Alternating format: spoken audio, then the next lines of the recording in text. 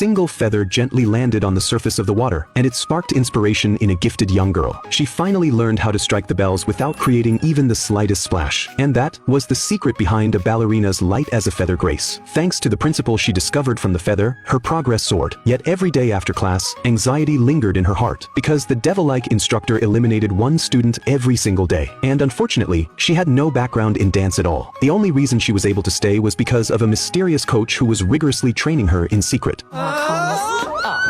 With the coach's help, Annie's balance, coordination, and leg strength improved rapidly, allowing her to narrowly survive several rounds of elimination. But who would have thought that the girl on the path to success was hiding a shameful secret from her past? Annie was a child from an orphanage, and ever since she was little, she dreamed of becoming a dancer. But the dream felt too distant, and reality was far too cruel. Everyone around her told her to give it up, yet she firmly believed that she would succeed one day. So one night, she and her friend escaped from the orphanage. After a long and difficult journey, they finally arrived in Paris. But along the way, her friend accidentally fell off a bridge. Fortunately, a passing sand barge caught her in time. Even so, the two were separated. Annie wandered the streets of Paris alone and by chance, stumbled into the Paris Opera House. This was every dancer's dream paradise. Annie, as if drawn by an invisible force, couldn't help but step inside. Before her eyes was a rehearsal of professional ballerinas. Solid technique, graceful posture, each spin and leap as elegant as a real swan dancing through the air. Annie was mesmerized by the scene, unable to look away. Without realizing it, she gently lifted her arm, only to be caught red-handed by a patrolling security guard. Come here to do, You came here to steal, didn't you?